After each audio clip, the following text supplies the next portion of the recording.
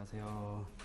네, 이제 11월 달이 됐네요. 11월 달이 됐으니까 이제 문제풀이반 수업 들어오셨는데 일단은 간단하게 제 소개 먼저 말씀드리고 수업을 시작하도록 하겠습니다. 이름은 안준호라고 하고요. 30회 때 합격을 했습니다. 이제 2년 전에 합격을 한 건데 제가 수험 기간이 이제 2년 반 정도 됐어요. 3년차 동차로 합격을 했었는데 공부를 하면서 이제 여러분들이 공부를 어떻게 얼만큼 준비하셨는지 모르겠지만 지금 시기가 가장 중요하다고 보시면 될 것 같습니다. 1차 같은 경우에 사실은 상관이 없는데 2차 같은 경우에는 지금 시기를 잘 보내두시면 이제 1월달 들어가서는 이제 정신이 없을 거예요. 모의고사를 보기 시작하면은 이제 진도 따라가는 것만 해도 약간 벅찬 느낌이 있거든요. 느낌이 있어가지고 그거 따라가다 보면은 초반부터 잘 하게 되면 사실 크게 걱정은 안 하게 됩니다. 근데 초반부터 성적이 잘 안 나오게 되면 내가 늦춰지는 건 아닐까 라고 생각이 들게 되고 점점 불안해지게 되고 그러다 보면은 보통 많은 수험생 분들이 보통 4월쯤 되면은 좀 포기를 많이 하시더라고요. 왜냐면은 4월 되면은 1차 모의사 1차 시험을 있잖아요. 그러다 보니까 예를 들어서 유예생이라고 한다면 1차 분들이 시험 보고 나면은 이제 나는 쫓기는 느낌이 됐구나. 동차도 많이 들어올 거고요. 3년차 이상 되는 분들도. 그래서 그때 가면은 좀 많이 무너집니다. 그때 준비가 많이 안 돼 있으면. 그래서 지금 만약에 잘 되어 있다면 특히 무역실무 같은 과목 같은 경우에는 대외무역법, 외국환 거래법이 가장 중요하다고 보시면 돼요. 지금 시기에 무역실무 문제풀이 중요하고 그뿐만이 아니라 이제 대외무역법이랑 외국환 거래법이 잘 되어 있으면 장담하건대 1월달 모의고사 보실 때 남들보다 절대로 뒤처지지 않습니다. 지금 무역실무 수업 들으시면서 대외무역법이랑 외국환거래법 안 되어 있다고 하시면 지금부터라도 준비를 하시면 좋을 것 같고요. 제가 나중에 뒤쪽에 보시면 출제평도 분석을 할 건데 채점평 분석을 할 건데 거기도 보시면 대외무역법이랑 외국환거래법이 잘 안 되어 있는 것 같다 라는 얘기가 많이 있어요. 그거는 다시 한 번 더 말씀을 드리도록 하겠습니다. 그리고 제 연락처를 말씀드릴게요.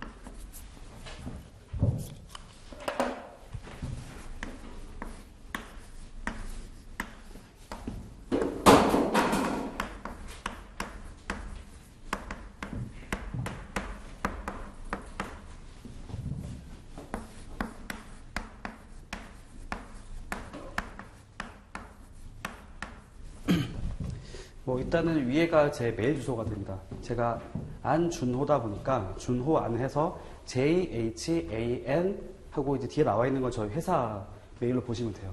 제가 개인 메일이 있긴 한데 개인 메일보다는 이렇게 회사 메일을 주시면 제가 바로바로 확인할 수가 있습니다. 그렇기 때문에 수험 공부를 하시면서 그런 게 있겠죠.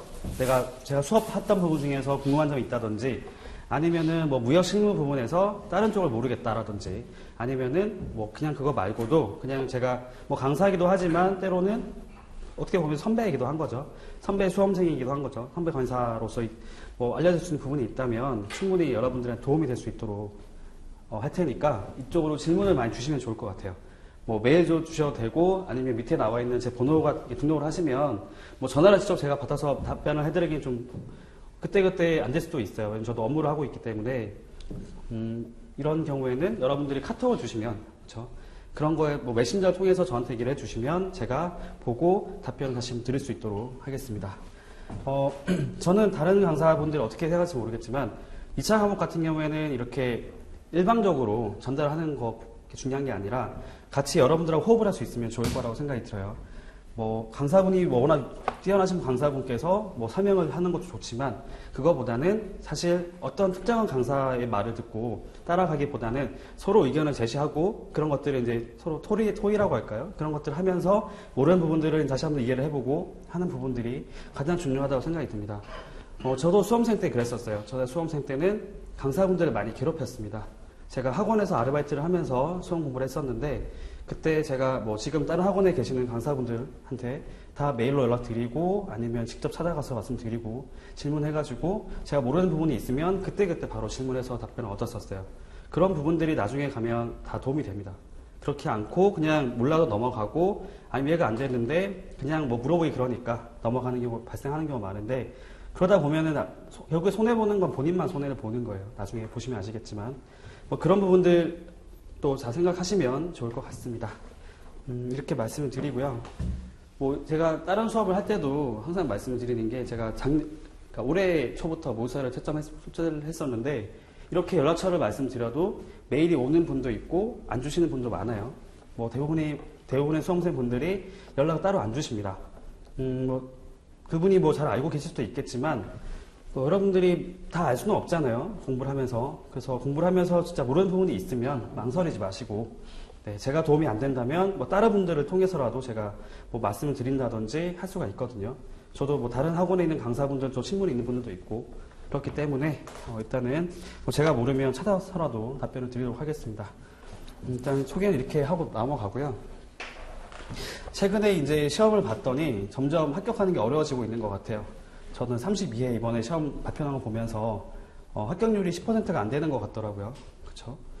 뭐 역대 최저라고 하더라고요. 최근 10년 사이에 최저를 기록했다라고 하는데 그렇습니다. 제가 보기에도 좀 어려워진 것 같아요. 수험생분들이 많이 늘어났어요. 일단 많이 늘어났고 저희가 많이 뽑지 않잖아요. 사람들을.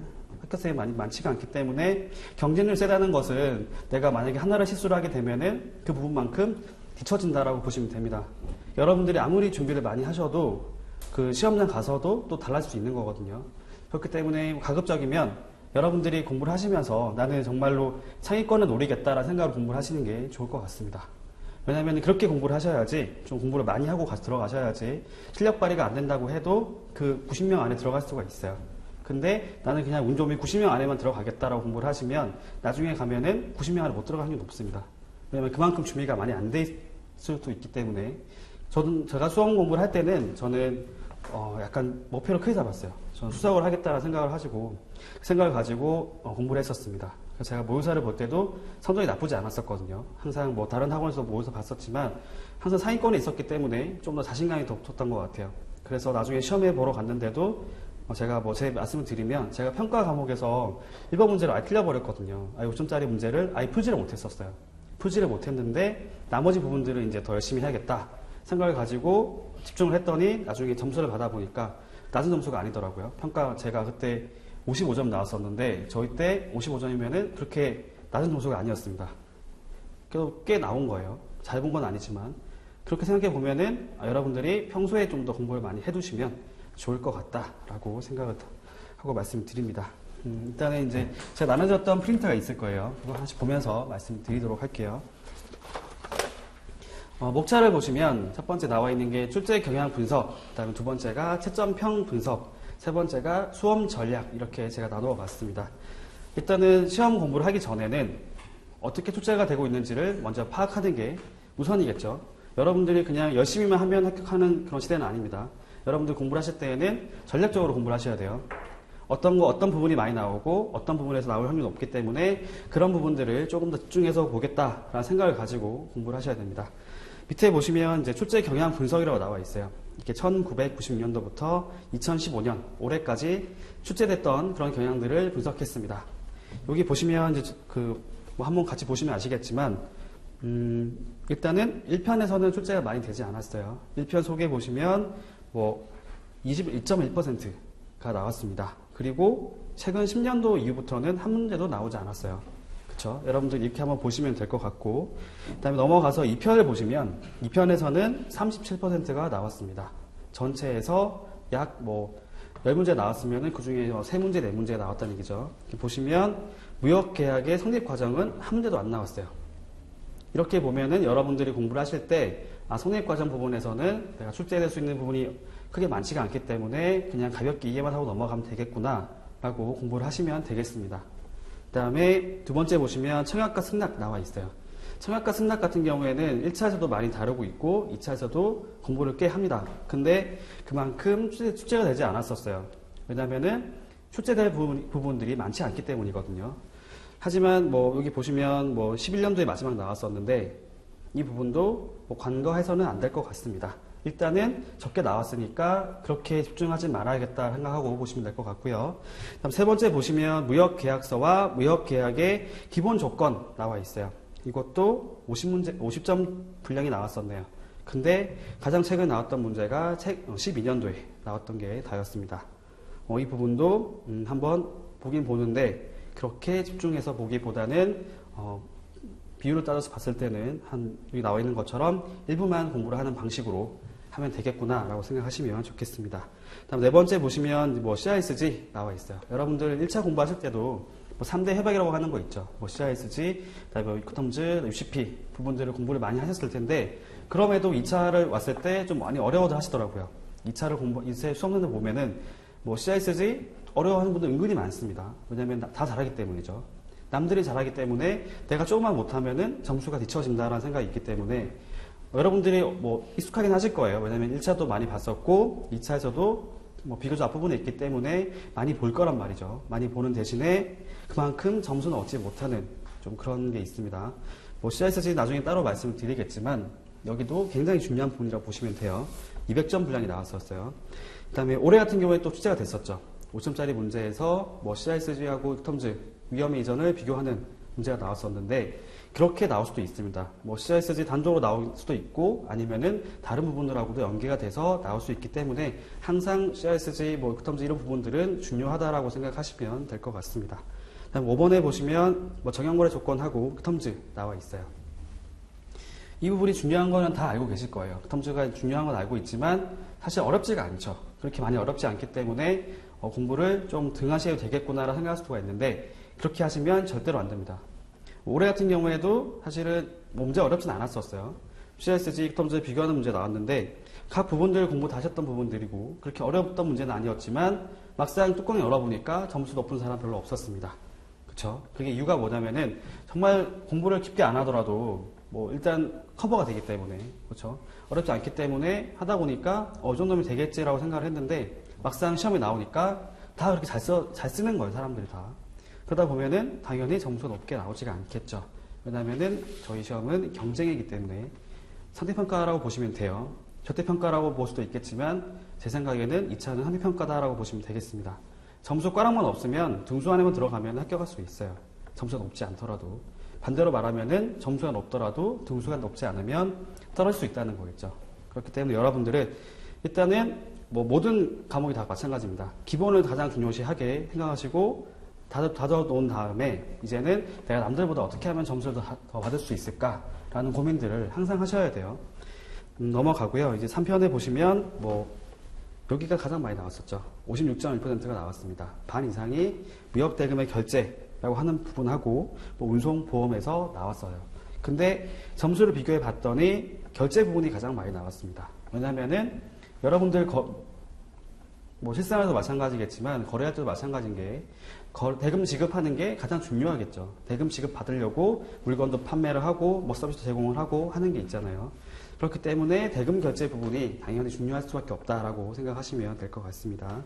첫 번째 보시면 무역 대금의 결제라고 나와 있는데 이거는 신용장 이외의 거래라고 보시면 될 것 같아요. 무신용장 거래 또는 비신용장 거래 방식이라고 말을 하는데 신용장 거래 방식 제외한 나머지 결제 방식을 말하는구나 라고 보시면 되고 최근에 출제됐던 걸 봤더니 10년도 이후부터 거의 매년 나오는 게 아니라 10년, 11년 나왔다가 한 해 쉬었고 그다음 13, 14 나왔었죠. 올해 안 나왔었고요. 이렇게 가는 추세라고 본다면 내년에 나올 수가 있다고도 볼 수가 있는데 그렇게 장담할 수는 없습니다. 장담할 수는 없지만 그만큼 중요하구나라고 생각하시면 될 것 같아요. 그리고 무역대금 결제 부분에서는 나중에 따로 말씀을 드리겠지만 제 생각에는 이제 전자대금 있죠. 전자무역 그런 부분들도 반드시 체크를 할 필요가 있다고 봐요. 지금까지 전자무역 쪽에서는 출제된 적이 없었는데 이제는 모든 분야에서 보면은 거의 대부분이 전자적으로 많이 이루어지고 있습니다. 전산화가 다 되어가고 있어요. 그렇기 때문에 앞으로는 전자로 결제하는 방법이 많이 사용될 것이다. 저희가 다른 과목이 아니라 무역 실무잖아요. 실무적으로 많이 활용이 되고 있다는 것은 그만큼 출제가 될 수가 있다. 이슈가 될 수 있다라고 보시면 될 것 같습니다. 일단 넘어가세요. 이번에 보시면 신용장 및 대금의 결제 부분이 있어요. 신용장은 중요하죠. 여러분들도 많이 알고 계실 겁니다. 신용장이 되게 중요하게 되어 있어요. 중요하게 되어 있지만 사실 역설적으로 말씀드려서 모순적으로 말씀드리는데 실무에서는 신용장 별로 사용을 안 해요. 크게 사용을 안 하고 있습니다. 실무에서는 신용장보다는 송금 결제 방식이라고 하죠. 그 결제 방식을 많이 쓰고 있어요. 왜냐하면 신용장을 하게 되면 일단은 수수료가 많이 발생하게 되고, 그 다음에 되게 번거로워지거든요. 하는 업무도 많아지고. 근데 송금 방식이 되게 간단하거든요. 되게 간단하고, 사실 송금을 하는 피하는 이유 중에 하나가 사실은 뭐 위험성이 있을 수 있기 때문에, 리스크를 뭐 고려하지 않을 수 없기 때문에 다른 것들을 본다는 건데, 요즘에는 그런 부분들이 많이 줄어들었습니다. 그리고 다국적 기업이라고 하죠. 외국 평가로 말씀드리면 특수관계 쪽으로 얘기해 볼 수도 있을 것 같은데, 그런 쪽으로 거래를 많이 하다 보니까 당연히 신용장을 사용할 필요가 없는 거예요. 본지사 간의 관계로 봤을 때 그렇게 거래를 할 때 굳이 신용장을 쓸 필요가 없죠. 그냥 송금해서 처리하면 되기 때문에 앞으로 송금이 더 중요하게 되고 있구나라고 한번 이해를 하시면 될 것 같아요. 넘어가겠습니다. 3번에 보시면 이제 국제무역 운송 나와 있어요. 운송도 중요합니다. 출제의 경향을 보시면 거의 매년 나왔었어요. 거의 매년 나오다가 최근에 12년, 13년, 그다음에 올해에서만 빠졌었죠. 근데 그 외적으로 봤을 때는 항상 출제가 되고 있었습니다. 그래서 여기 부분은 언제든지 나올 수 있겠구나라고 생각을 꼭 하셔야 돼요. 운송 부분들도 중요하다라고 보시면 되고요. 그다음에 네 번째 보시면 해상보험 및 무역보험 나와 있습니다. 보험 부분이에요. 보험 부분. 보험 부분도 출제가 많이 됐었네요. 많이 됐었는데 보면은 최근에 출제가 되고 있다가 11년 한번 빠졌었고요. 13년도에도 한번 빠지긴 했는데 12년, 14년, 그다음 올해까지도 출제가 매년 되고 있었습니다. 그렇기 때문에 내년에도 출제가 될 수 있겠구나, 보험이라는 부분들도 한번 챙겨볼 필요가 있겠구나라고 생각을 하시면 좋을 것 같아요. 넘어가세요. 4편에 보시면 무역계약의 종료와 계약 위반, 그다음에 중재 이런 부분이 나와 있는데, 무역계약의 종료와 계약 위반에서는 한 문제도 나오지 않았습니다. 그만큼 중요하지 않다는 얘기겠죠. 그다음 두 번째 보시면 무역 클레임과 해결 방안도 그렇게 많이 나오지 않았어요. 이 부분도 크게 중요하지 않구나라고 보시면 되고요. 세 번째 보시면 중재제도 나와 있습니다. 중재제도는 띄엄띄엄 나오긴 했는데 가장 최근에는 13년도죠. 그때 한번 나왔었어요. 근데 제 생각에는 중재는 중요하다라고 보시면 좋을 것 같아요. 내년에 당장 나올 수도 있고요. 아니면 내년 그 후년에도 중재가 충분히 나올 수 있다고 보시면 좋겠습니다. 왜냐면은 갈수록 이제 분쟁이 많이 발생을 하고 있는 데다가 최근에 이제 ICC 규칙이 개정이 되다 보니까 그런 부분들에서는 출제가 될 수 있거든요. 팁으로 말씀을 드리면 최근에 나오는 것들 있죠. 최근에 제정되거나 아니면 개정된 그런 것들이 있으면, 그런 규정들이 있으면 출제가 될 확률이 높습니다. 예를 들면은 퓨텀즈 2010 같은 경우에는 2010년도, 그쵸? 그때 시험에 나왔었거든요. 10년도가 아니죠. 12년도. 그때 28회 시험에 나왔었어요. 그것도 50점짜리 문제로. 그 다음에 CSG 같은 경우에는 2005년도에 우리나라가 발효가 됐는데 그 해 2차 시험에서 50점짜리 문제로 나왔었거든요. 그런 부분들을 생각해 봤을 때 비교적 최근에 나왔던 것들 있죠. 최근에 개정되거나 아니면 제정된 것들, 그런 것들은 한 번 더 챙겨볼 필요가 있겠구나라고 생각을 하시면 좋겠습니다. 근데 제가 이렇게 말씀드렸다고 해서 그런 부분들을 정말 하나부터 끝까지 계속 꼼꼼하게 봐야겠다라고 생각하지 마시고요. 그냥 그런 부분들이 출제가 될 수 있기 때문에 내가 적어도 출제가 된다면 몇 점 이상을 얻을 수 있도록 공부를 하겠다라고 생각을 하시면 좋을 것 같아요. 제가 처음에 말씀드렸죠. 공부할 때는 전략적으로 하셔야 된다고 말씀드렸는데, 그냥 공부를 할 때 내가 이거를 얼만큼 이해를 하고 있느냐 중요하죠. 중요하지만 여러분들은 이제 그것보다 더 중요한 게 내가 이게 만약 시험에 나왔을 때는 몇 점을 얻을 수 있을까라는 부분들까지 고려를 하셨으면 좋겠습니다. 이해를 많이 못해도 내가 점수를 좀 얻을 수 있을 것 같다고 생각이 들면은 그 이상 공부할 필요도 없을 수도 있죠. 그렇죠? 거기 부분에서 만점을 받는다고 해도 다른 부분들에서 만점 못 받을 수 있기 때문에 만점 받는다고 공부를 해도 만점 못 받을 수 있거든요. 그렇죠? 그런 것처럼 내가 일정 부분까지만 깊이를 여러분들이 이제 가급적이면 너무 깊게 들어가지 말아야겠다라고 생각하시면 좋겠어요. 예를 들면은 무역실무 같은 경우에는 논문을 찾아보시는 경우가 종종 있는데 논문까지는 굳이 보라고 말씀 안 드리겠습니다. 논문은 가급적이면 안 보셨으면 좋겠어요. 보신다고 하면은 다른 강사분이라든지 아니면 제가 먼저 보고 나서 이런 것들을 한번 보셨으면 좋겠습니다라고 얘기하는 게 있으면 그런 부분들만 챙겨 보시고요. 아니면은 다른 부분에서는 논문, 최근에 나왔던 논문이 뭐가 있을까, 이슈가 되는 부분들이 뭐가 있을까 정도만 챙겨 보시면 되지, 이 논문 하나하나를 보면서 이렇게 깊이를 들어가야겠다라고 하는 부분들은 상당히 리스크가 커요. 여러분들은 최대한 빠른 기간 내에 합격을 하셔야 되기 때문에 굳이 공부를 깊게 하셔가지고 합격하겠다, 이렇게 해야겠다 생각하기보다는 지금은 합격할 정도만 맞춰놓고 나중에 내가 합격을 하고 나면은 더 깊이 파고 들어야겠다라고 생각하셨으면 좋겠습니다. 넘어가도록 할게요.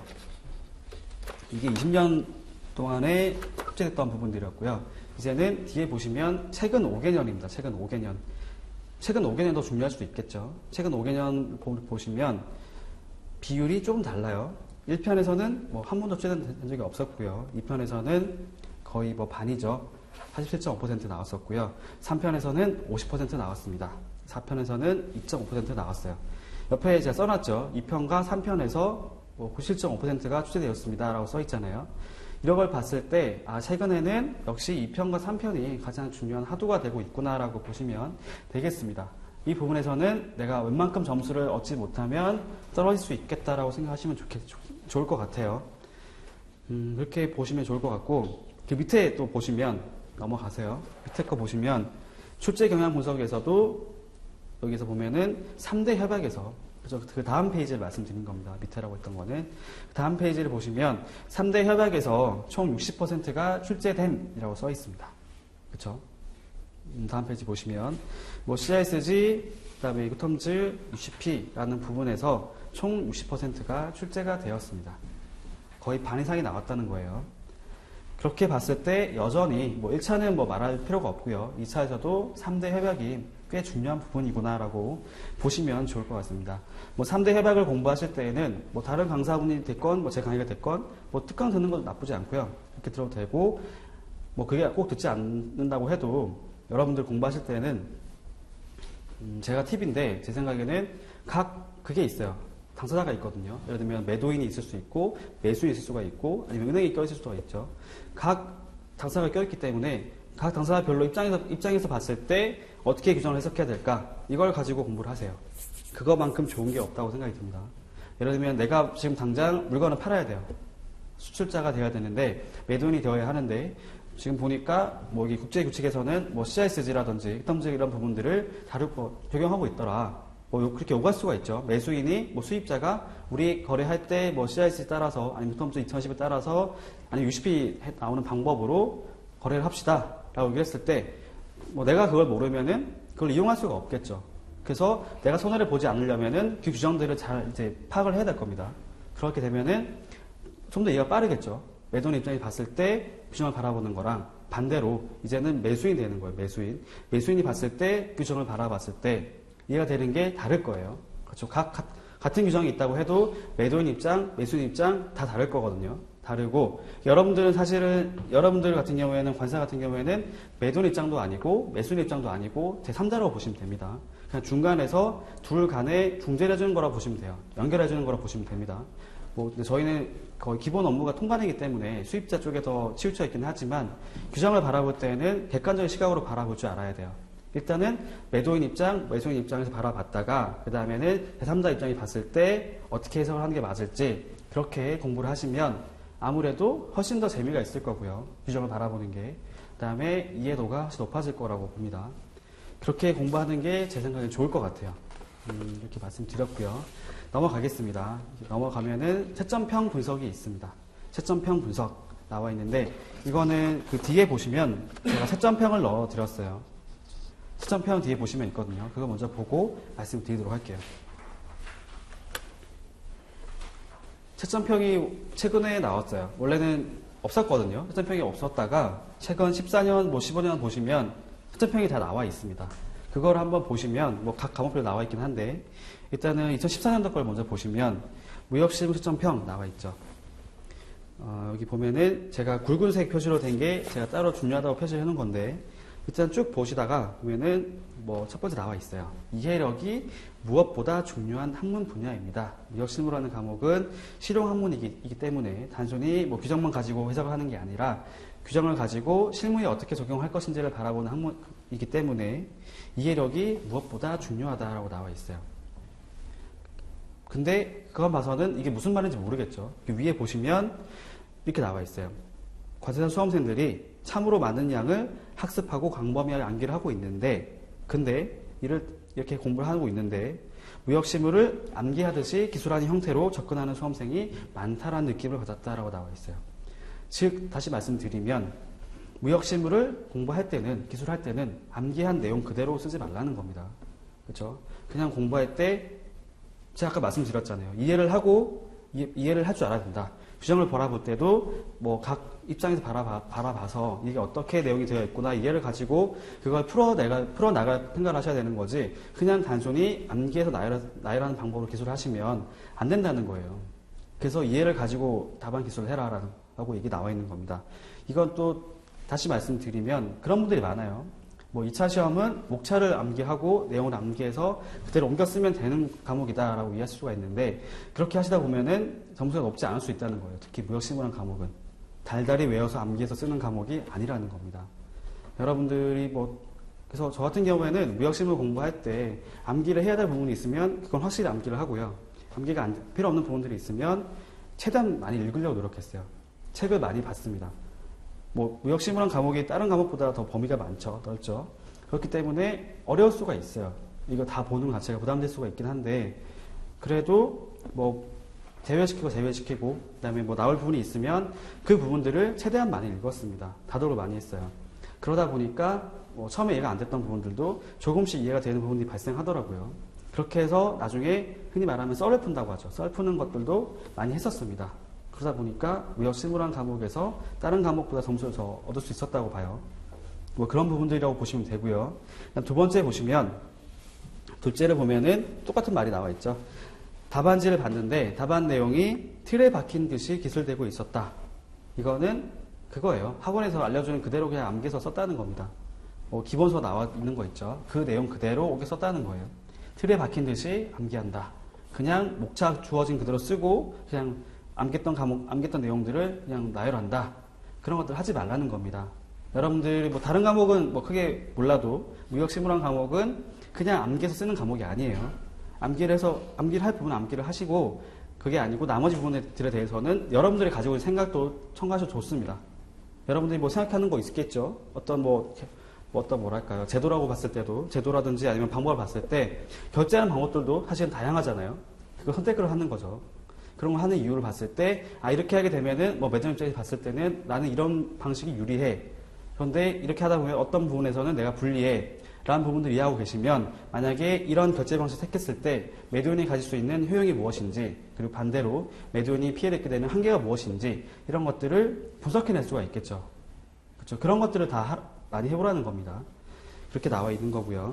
다음 넘어가서 보시면, 또 하나 나와 있는 게, 문항과 직접적인 관련 내용이 적은 사항으로 많은 시간을 소비한 점이 아쉽다라고 나와 있어요.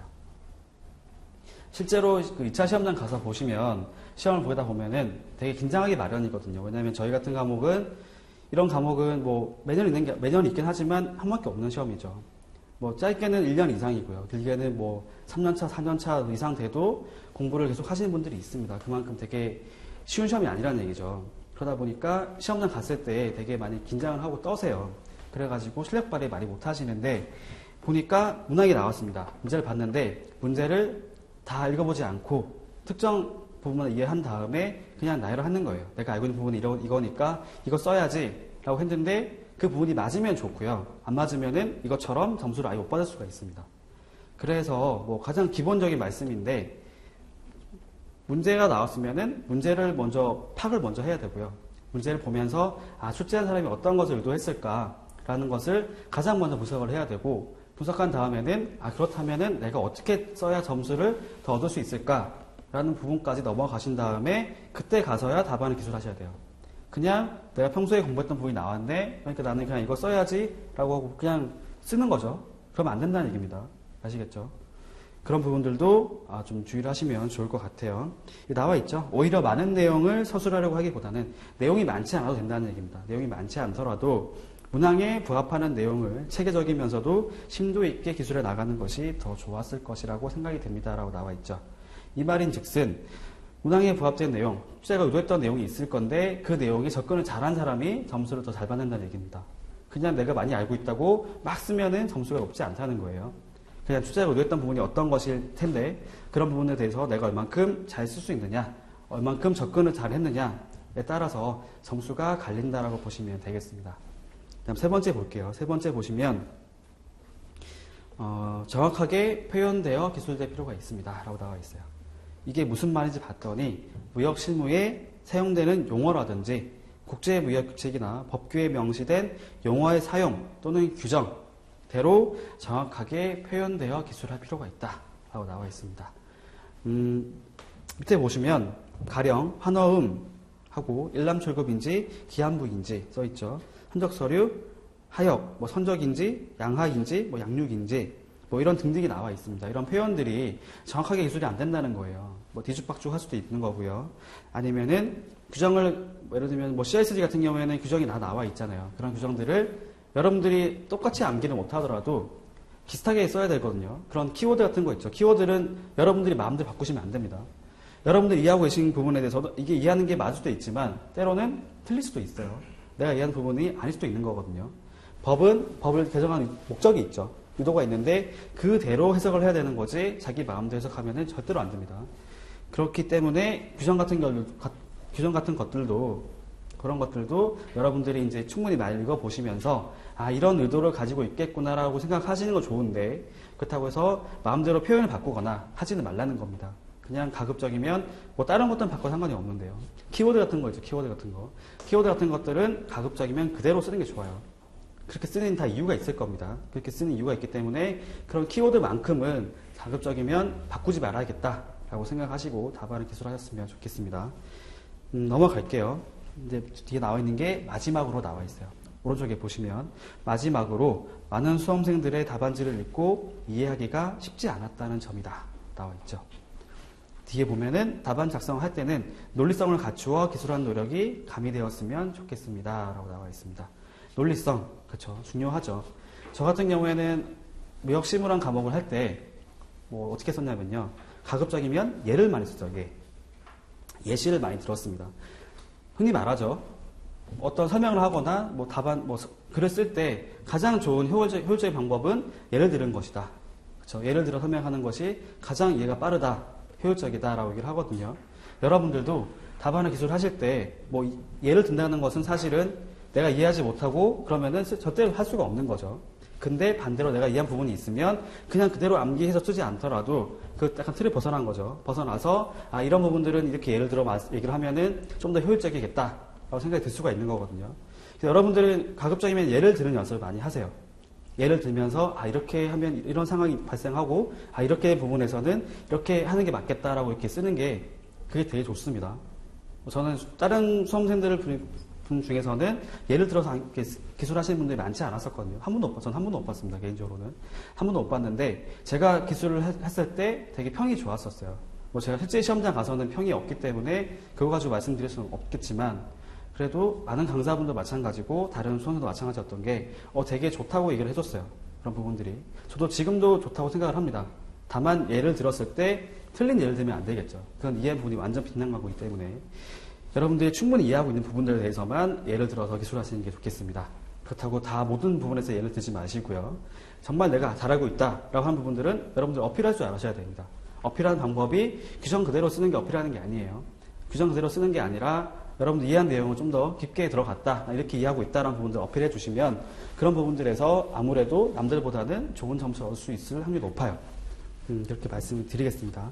그 밑에 나와 있는 내용들은 문항 1, 문항 2 이런 내용들이 있는데 이것은 나중에 여러분들이 기출문제를 한번 보시면서 답을 작성해 보신 다음에 문항 1에서는 어떻게 접근했어야 되겠구나, 그런 부분들이 나와 있는 거거든요. 그런 부분들도 한번 보시면 좋을 것 같습니다.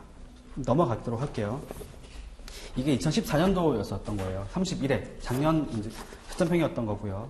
그 뒤에 넘어가시면 이제 올해 시점평이 있습니다. 이걸 이미 보신 분이 있을 수도 있고 아니면 지금 처음 보는 분이 있을 수도 있는데 한번 같이 읽어보도록 할게요. 사실 이제 매년 출제하고 채점하는 게 다르거든요. 동일하지가 않아요. 획일적이지가 않습니다. 출제위원이 매년 바뀝니다. 매년 바뀌기 때문에 올해 나왔던 접근했던 방법이 내년에 똑같이 가기는 어려울 수도 있어요. 비슷한 부분이 많겠죠. 많이 있겠지만 이게 똑같이 가지는 않거든요. 그래서 15년도 거까지 보면서 어떻게 채점평을 내렸는지 한번 확인해 보도록 하겠습니다. 일단 보시면 첫 번째 나와 있죠. 문제에 대한 정확한 개념 파악이 이루어져야 할 것으로 보입니다 라고 나와 있어요. 정확한 개념 파악. 개념 파악이라는 것들도 사실은 이해력을 말하는 거죠. 이해력. 개념이라는 것을 단순히 암기 쓰는 게 아니라 개념이라는 것이 어떻게 된 걸 이해를 하고 그것들을 풀어 쓰는, 어떻게 쓰는지 그런 것들을 말한다라고 보시면 되겠습니다. 그렇죠? 그런 부분 나와 있고요. 아까 이것은 14년 나와 있던 거랑 좀 비슷한 부분이 있어요. 이해를 뭐 해야 된다는 부분들도 마찬가지였고, 용어를 정확하게 표시를 해야 된다, 또 정확하게 표현을 해야 된다 라는 부분들도 관련성이 있죠. 두 번째 보시면 실무 적용 능력을 함양할 필요가 있습니다 라고 나와 있어요. 이것은 아까 모순되죠. 수험생이 어떻게 실무를 알겠어요. 실무를 경험하고 오신 분들이 아닌 분들이 대부분이잖아요. 그렇기 때문에 실무를 안다는 것은 사실 어려운 내용인데, 근데 이런 거는 그거예요. 아까 말씀드린 거 있죠. 매도인의 입장, 매수인의 입장, 뭐 은행의 입장 다 다르잖아요. 그렇게 그 생각을 가지고 규정을 바라보게 되면은 아무래도 달라 보이겠죠. 실무적으로 봤을 때 내가 당장 규정이 이렇게 나와 있긴 하지만 내가 당장 뭐 거래를 하는 사람이라고 생각해 봤을 때 당장 수출을 해야 되는데 규정이 나와 있으면 어떻게 해석을 하려고 하겠어요. 그런 부분들도 한번 보실 필요가 있다는 겁니다. 실무 적용 능력을 함양할 필요가 있다. 실무라는 게 그런 거죠. 실제로 거래를 할 때 규정은 이렇게 되어 있지만 실제 거래를 할 때는 다르게 할 수 있는 거거든요. 이론하고 실무는 다른 거기 때문에 그런 부분들도 한 번 더 생각하시면 될 것 같고요. 세 번째 보시면 대외무역법과 외국환거래법에 대한 지식이 요구됩니다라고 나와 있어요. 제가 아까 처음에 말씀드렸죠. 대외무역법이랑 외국환거래법은 상당히 중요하다고 말씀드렸습니다. 이게 왜 중요하냐면은 많은 수험생분들이 무역실무를 공부하는 만큼 대외무역법, 외국환거래법에 투자를 하지 않으세요. 투자를 하지 않기 때문에 점수가 그만큼 높지 않다는 겁니다. 남들이 뭐 내가 조금만 노력하면은 점수를 더 얻을 수 있다라고 보시면 되는 거예요. 무역실무라는 과목은 다 준비를 하기 때문에 내가 만약에 100이라는 공부를 시간 투자해가지고 공부를 하게 되면은 그 이상이 나오는 게 어렵겠지만 100 이하로 나올 수가 있죠. 그렇지만 대외무역법, 외국환거래법은 내가 만약에 50이라는 것만 투자를 해도 그 이상으로 점수가 나올 수 있다는 겁니다. 효율이 더 발생할 수 있다는 거예요. 대외무역법, 외국환거래법도 10점씩 해가지고 총 20점 달려있거든요. 무역실무라는 과목은 2개 빼면은 80점 분량이거든요. 80점이나 20점이면은 4대1 정도로 공부하면 된다는 얘기겠죠. 여러분들이 무역실무를 공부하는 시간만큼 대외무역법, 외국환거래법도 당연히 그만큼 공부를 해야 된다라고 보시는 게 맞습니다. 4대1만큼은 비율을 가지고 공부하는 게 맞겠죠. 그렇죠. 만약 내가 무역실무를 4시간 공부한다라고 한다면 대외무역법, 외국환거래법은 1시간을 공부를 해주셔야 되는 겁니다. 대외무역법, 외국환거래법도 나중에 다른 수업이 있으면 말씀드릴 수 있겠지만 어렵지 않아요. 여러분들 대외무역법, 외국환거래법은 생소하니까 어렵게 느끼는 거지 그렇게 어렵지 않습니다. 그리고 가급적이면은 법 시행령만 가지고 공부하셔도 돼요. 규정까지 공부 안 하셔도 법 시행령만 잘 알고 계셔도 점수를 웬만큼 더 얻을 수 있습니다. 나중에 기출문제를 보시면 아시겠지만 최근에 나왔던 건 마찬가지고 특히 올해가 쉽게 나왔거든요. 올해가 대외무역법, 외국환거래법 다 쉽게 나왔습니다. 쉽게 나왔는데 그게 보면은 법 시행령 같은 경우에는 그거 알고 있으면 풀 수 있는 문제가 있었고 그다음에 규정 같은 경우에는 되게 간단한 거 있었어요. 특정거래 형태 인정 이런 거 되게 간단한 거거든요. 이런 것들도 어렵지 않았구나 라고 생각하시고 접근하시면 좋겠습니다. 일단 공부하실 때는 되게 부담감 갖지 마시고요.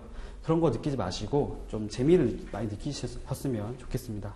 재미를 느끼게 되면은 내가 공부를 하다 보면은 더 찾아볼 수 있게 되는 거예요. 찾아보게 되고 찾아보다 보면은 그 부분들만큼 더 깊이가 발생할 수가 있죠. 다만 아까 말씀드렸던 것처럼 너무 깊이 가지를 않은 쪽으로 논문을 막 뒤져가지고 찾아보는 쪽까지는 안 가는 쪽으로 생각을 하시고 최대한 공부를 할 때는 되게 집중 중요하지만 되게 재미를 많이 느끼는 쪽으로 하셨으면 좋겠습니다. 저는 수험 공부를 할 때 많이 힘들긴 했어요. 저는 부모님의 손을 안 벌리고 공부를 했기 때문에 제가 아르바이트를 하면서 공부를 했었거든요. 그래가지고 사실은 되게 힘들었습니다. 공부하는 그런 게 체력적으로 많이 힘들긴 했는데 그래도 재밌었어요. 공부하는 게. 여러분들이 무역실무 과목뿐만이 아니라 다른 것도 마찬가지인 게 공부를 하다 보면 재미를 느끼다 보면은 내가 공부를 하게 돼요, 그냥. 그쵸? 근데 그게 아니라 단순히 취업 목적용이다. 아니면은 내가 지금 이걸 따지 않으면 안 되니까 공부를 하겠다. 라고 생각을 하시면 되게 힘들어 하시더라고요, 다들 되게 힘들어 합니다. 근데 모든 부분이 마찬가지예요. 공부를 하는 마찬가지지만 재미를 느끼시고 재미가 이제 있다 보면은 되게 열정적으로 하게 되거든요. 그러다 보면은 어느 순간에 되게 실력이 많이 올라와 있습니다. 그럴 때는 실력이 올라오면 당연히 자신감 따라오겠죠. 그러다 보면은 나중에 그런 경우 발생해요. 저 같은 경우에는 이제 3년차 동차로 마지막 공부를 하면서 시험 치기 몇 달 전부터 합격할 수 있을 거라고 생각이 들었어요. 그러니까 뭐 자만이면 자만이고 자신감 자신감인데 충분히 될 것 같다고 생각이 들더라고요. 하다 보니까. 그러니까 그런 것들이 여러분도 되게 중요하거든요. 시험 공부할 때는. 여러분도 많이 느끼셨으면 좋겠습니다. 이렇게 말씀드리고요. 이렇게 보면은 네 번째 남았네요. 네 번째가 역시 논리성과 정확성이 있어야 할 것으로 보입니다. 라고 나와 있는데 이것은 앞서 말씀드렸던 14년도도 마찬가지였죠. 논리성이 있어야 된다 나왔었고요. 정확한 것도 필요하다. 역시 공통되는 부분이다 라고 보시면 되겠습니다. 채점평을 보시면 아시겠지만 크게 달라지지 않았어요. 비슷한 부분들이 많긴 한데 다만 이제 그런 뭐 세세한 부분을 봤을 때는 해마다 이제 그것을 또 더 보는 부분이 있겠죠. 예를 들면 어떤 답안의 구성을 봤을 때 뭐 다른 부분들을 더 깊게 보시는 분도 있을 수 있는 거고 아니면 다른 부분들을 더 강조하게 보시는 분이 있을 수 있는 거기 때문에 그거야 저희가 어떻게 할 수 부분이 아니죠. 저희가 숙제위원을 알아가지고 준비할 수 있는 게 아니기 때문에 그런 부분들 좀 논외로 하고 여러분들이 공통적으로 말씀드린 부분들 있잖아요. 그런 부분들을 준비를 잘 해두시면 충분히 좋은 점수를 얻을 수 있을 거라고 생각이 듭니다. 다시 돌아올게요. 제가 돌아와서 6페이지라고 된 부분 있죠. PPT 나와 있는 부분. 그거는 아까 말씀드렸던 부분들만 살짝 정리하고 아까 처음에 나눠드렸던 거 있잖아요. 채점평 분석이라고 나와 있는 거 그거 잠깐 보도록 하겠습니다. 채점평 분석에 나와 있는 거 보시면 제가 두 개 나눠놨어요. 연도별로 14년도, 15년도 나와 있는데 이런 부분들 아까 말씀드렸던 거 있잖아요. 그런 부분들이 요약이 되어 있다라고 보시면 되겠습니다. 첫 번째 보시면 뭐 이해력 나와 있고요. 두 번째가 뭐 체계적이고 심도 있는 답안을 요구하는데 이런 것들은 문제에서 구체적으로 물어보는 부분에 대해서만 순적으로 기술을 한다라고 이해하시면 되겠습니다. 여러분들이 공부하시면서 그런 거를 들어본 적이 있을 거예요. 최대한 2차 시험 볼 때는 목차를 많이 써라 라는 얘기가 나오기도 하거든요. 근데 그런 부분들은 이제 지금 출제 경향이 안 맞다고 보시면 되겠습니다. 뭐 다 마찬가지예요. 관세법도 마찬가지고요. 뭐 HS도 마찬가지인 게 이제는 특정 그냥 뭐 툭 던져주는 게 아니라 문제에서 물어보는 게 어디 분야에서 어느 것을 써라 이렇게 문제가 나오거든요. 그 말인 즉슨 다른 거 쓰지 말라는 겁니다. 왜 그렇게 나왔겠어요? 지금까지 그렇게 쓰는 수험생이 워낙 많았기 때문에 쓰는 사람이 많았기 때문에 이제는 그렇게 하지 말라는 거예요. 그냥 가이드라인 잡아준 거죠. 출제위원이 딱 물어보는 것만 쓰라는 겁니다. 그럼에도 불구하고 욕심을 내게 돼요. 그렇죠? 내가 이거뿐만이 아니라 다른 거 써야지 라고 생각하지 마시고요. 그냥 물어보는 부분들만 더 쓰지 마시고 차라리 그냥 예를 더 드세요.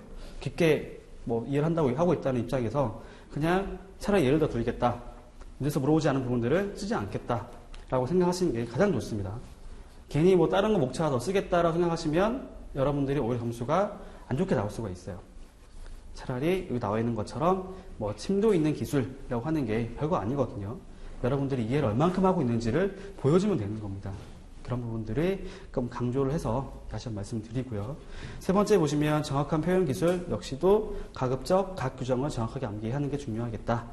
규정이라고 하는 것은 뭐 CISG, 뭐 엑텀즈라고 하는지 UCP 이런 것들 있죠. 딱 정해져 있는 거 있잖아요. 해바이러 같은 것들은 규칙 이런 것은 용어가 딱 정해져 있잖아요. 그런 것들은 가급적이면 그대로 암기를 하시는 방향으로 보시면 되겠습니다. 네 번째 보면은 논리성 있는 기술 이라고 나와 있고 다섯 번째 보면은 깔끔한 문체 기술 나와 있는데 5번만 다시 한번 말씀드릴게요. 문체 기술 나와 있는데 여러분들이 이제 답안 작성하실 때는 내용도 중요하지만 답안 뭐 글씨가 뭐 예쁘고 이런 게 중요한 게 아니고요. 누가 봐도 알아볼 수 있게 쓰는 게 가장 중요합니다. 그리고 기본적으로 채점하는 사람들은 되게 나이가 많은 사람들이 많아요. 축제위원 다 교수님들 많이 하시잖아요. 그러다 보니까 채점하는 분들도 뭐 교수님이 하실 수도 있겠지만 제가 알기로는 뭐 2명의 다른 사람을 통해서 채점을 하는 걸로 알고 있는데 그분들 역시 뭐 조교 정도 되었는지 아니면 그 이상이 될 거거든요. 그래서 나이가 좀 더 있는 분이 많기 때문에 채점할 때도 글씨를 못 알아본다고 한다면 점수를 더 주려고 하지 않을 겁니다. 왜냐하면 수험생이 워낙 많잖아요. 이제는 1000명이 넘어가는 시험 답안지가 있는데 그거를 일일이 보면서 이거 글씨를 만약에 못 알아보고 있었어요. 그럼 그것들을 일일이 보면서 막 이렇게 하기보다는 정말로 봤을 때 잘 못 알아보고 되게 글씨가 작아서 안 보인다 라고 한다면 그거는 뭐 채점을 좀 점수를 좀 작게 해도 적게 해도 뭐라 할 수가 없는 겁니다. 그렇죠? 그렇게 한다고 해도 사실 이게 공개가 안 되잖아요. 채점하고 나서 모르는 거거든요. 뭐 우스갯소리로 글씨 때문에 떨어지는 경우가 있다라고 얘기를 하는데 그게 틀린 말이 아닙니다. 틀린 말이 아닌 게 누가 봐도 알아보게 써야지만 손해를 당하지 않겠죠. 손해를 보지 않겠죠. 내가 충분히 알고 있다고 답을 썼는데 알고 보니까 남이 못 알아보는 거예요. 그러면은 내가 쓰려고 했던 내용들을 이해를 못 하겠죠. 이게 이게 무슨 말인지 이해가 안 되면 당연히 점수가 높게 나올 수가 없겠죠. 적어도 글씨 때문에 여러분들이 플러스를 된다는 느낌보다는 마이너스는 하지 않아야겠다라고 보시면 되겠습니다. 글씨 때문에 떨어지는 일이 발생하지는 않아야겠다라고 보시면 좋을 것 같아요. 가급적이면은 뭐 크고 정확하게 어떤 뭐 단어를 이쁘게 쓰는 게 중요한 게 아니고요. 크고 그냥 알아볼 수 있게끔만 써주시면 됩니다. 그렇게 한번 말씀드릴게요. 그래서 최근에 보면은 올해 같은 경우에는 제가 보니까 합격자가 이제 91명인데 한 분이 세관 직원이라고 들었어요. 세관 공무원 한 분 빼면은 90명이죠. 90명인데 남녀 비율이 반반이라고 들었습니다. 5대5. 여자분들이 많이 올라왔죠. 그동안 뭐 여자분들이 수험생들이 좀 적었기 때문에 비율이 낮았던 거지 사실은 뭐 퍼센테이지로 보면은 낮지 않았거든요. 그 이유가 뭐냐면은 글씨체 있죠. 글자를 보면 아무래도 뭐 개인차가 있을 수 있겠지만 남자분들 여자분들 글씨 비교해 보면은 여자분들 글씨는 거의 대부분 알아봅니다. 남자분들 글씨는 못 알아분들도 가끔 있어요. 그렇기 때문에 떨어지는 경우도 발생할 수가 있다는 겁니다. 아시겠죠? 단순하게 이제 뭐 여자 수험생이 많이 늘었구나라고 보지 마시고 학교생이 많이 늘었다 보지 마시고 글씨도 되게 중요할 수도 있겠구나라고 이해하시면 될 것 같아요. 넘어가서 15년도 출제표가 나와 있습니다. 이건 역시 크게 말씀드릴 부분은 없어요. 아까 제가 말씀드렸던 것 중에서 2번만 다시 한번 보도록 하겠습니다. 실무 적용 능력 함량 나와 있는데 이것은 각 당사자 입장에서 바라보고 이해하기라는 게 꽤 중요하겠구나라고 생각하시면 되겠습니다. 아마 다른 그 강사분들 중에서는 이렇게 말씀하시는 분이 없을 수도 있어요. 뭐 강사 입장에서 바라보기 이런 내용을 말씀 안 하시고 규정을 많이 봐라라고 할 수도 있는데 제 생각에는 이렇게 입장에서 보게 되면 아무래도 규정 하나하나를 더 따져보게 될 것이고요. 자기가 손해보지 않으려면 그러다 보면은 자연스럽게 공부가 더 잘 될 거라고 생각이 듭니다. 넘어가도록 할게요. 세 번째 보시면 이제 수험 전략 나와 있습니다. 뭐 내용 별거 없어요. 그냥 이해, 공감, 연계, 암기 나와 있는데 그냥 각 부분들에 대해서도 충실하게 이해하도록 노력하고 첫 번째로 각 파트를 말하는 겁니다. 성립 부분에 대해서도 성립 자체로 이제 이해를 많이 하려고 노력하시고 이행 다 마찬가지죠. 그렇게 한 다음에 그런 부분들을 바라볼 때 뭐 당사자 입장에서 생각하기 뭐 매도인, 내수인, 뭐 은행 아니면 뭐가 있을까요? 보험업자 아니면 뭐 운송업자 이런 거 다 있죠. 그렇게 봤을 때 한 번 더 이해하고 생각하시고 세 번째 보시면 이제 연계를 하는 겁니다. 연계를. 다른 것들하고 같이 이제 결합을 시켜보는 거예요. 예를 들면은, 그럴 수 있죠. 여러분들이 공부하실 때 그냥 단순히 매매계약 성립이라고 하는 부분도 있죠. 뭐 청약과 승낙이라든지 그런 부분 따로 공부하시고, 그 다음에 이행이라고 하는 부분에서는 뭐 대금 결제, 운송이라든지 이런 공부를 따로 하시고, 종료도 뭐 무역 클레임, 아니면 중재 이런 것도 따로 공부하시거든요. 근데 여러분들이 만약에 실제로 거래를 한다고 생각해 보세요. 매도인을 생각해 보시면 단순히 계약 성립만 놓고 볼까요? 아니겠죠. 성립, 이행, 종료를 다 놓고 바라보겠죠. 그렇죠? 내가 성립하는 부분에서는 문제가 없는지, 그다음 이행하는 부분에서도 문제가 없는지, 종료라는 부분에서도 문제가 없는지, 그리고 각 부분을 봤을 때 내가 어떻게 하면 좀 더 이득을 취할 수가 있는지, 아니면 손해보는 부분이 없는지 이런 것도 종합적으로 고려를 해보겠죠. 그렇기 때문에 연계가 되는 겁니다. 여러분들 공부할 때 그냥 이거 뭐 CISG 되게 따로 공부하시고 뭐 UCP 따로 공부하시고 그럴 수 있어요. 운송 따로 공부하시고 보험 따로 공부하시면은 나중에 연계가 안 됩니다. 연계가. 나중에 공부는 다 열심히 하셨죠. 각 부분도 쓰라고 하면 잘 쓸 수 있어요. 근데 이렇게 결합을 시켜가 연계해서 문제를 내다 보면은 아무래도 이게 안 되는 거죠. 연계가 안 되는 거죠. 그래서 평소에 그런 것들 연습하셔야 되거든요. 그래서 가급적이면 내가 진짜 이 사람을 생각해 봤을 때 각 부분에 대해서도 어떻게 바라봐야 될까, 어떻게 이해를 해야 될까, 같이 어떻게 하면 내가 좀 더 이득을 취할 수가 있을까라는 부분들까지 같이 공부를 하세요. 공부하실 때는. 아시겠죠? 네 번째 보면은 또 중요한 건데요. 암기 나와 있습니다. 암기. 뭐 이것은 첫 번째 말씀드렸던 암기하지 말 것 이거하고 좀 다른 내용이에요. 어쨌든 여러분들은 뭐 이해한 건 이해하는 거고, 그 다음에 이제 답을 쓰는 건 답을 쓰는 거죠. 여러분들이 이해하신 내용을 답안에 기술하셔야지만 그거 가지고 평가를 받습니다. 그렇기 때문에 여러분들이 공부한 건 공부한 거고, 공부 많이 알고 있는데 그로 인해서 뭐 내가 쓰는 거 때문에 손해보진 말아야겠죠. 그래서 여러분들이 그럴 수 있어요. 내가 이해를 많이 했지만 암기가 안 될 수도 있거든요. 표현들이 어떤 것인지 느낌은 알겠는데 막상 쓰려고 하니까 안 써지는 겁니다. 뭐 예를 들면 그런 거 있죠. CSG 규정을 써야 되는데 못 쓰겠는 거예요. 암기가 안 돼 있으니까. 그러면 안 된다는 거죠. 암기라고 하는 것은 정말 필요한 부분들이 있거든요. 뭐 예를 들면은 해박이라는 부분들 있죠. CISG, 그다음에 텀즈, UCP 이런 부분들은 규정이 어쨌든 규정을 잘 써야지 점수를 많이 얻을 수가 있습니다. 여러분들 이해하신 거랑 별개로 채점할 때는 사실 그 객관적인 기준이 있겠죠. 누가 봐도 이 사람이 점수를 몇 점 나눌 수 있도록 기준표가 다 있을 겁니다. 그 표가 되는 게 해박이 있으면 해박에 대한 규정이 될 것이고요. 키워드가 될 것이고요. 그런 부분들을 놓치면 안 된다는 겁니다. 여러분들 이제 무역심을 이해하는 과목이라는 건 누구나 알고 계세요. 누구나 알고 있고 난 무조건 많이 읽으면 되겠지라고 생각하시는데 많이 읽는 거 좋은데 그래도 암기는 꼭 할 건 해야 된다 라고 보시면 되겠습니다. 암기가 안 되어 있으면 점수를 얻을 수가 없어요. 다시 한번 말씀드리겠습니다.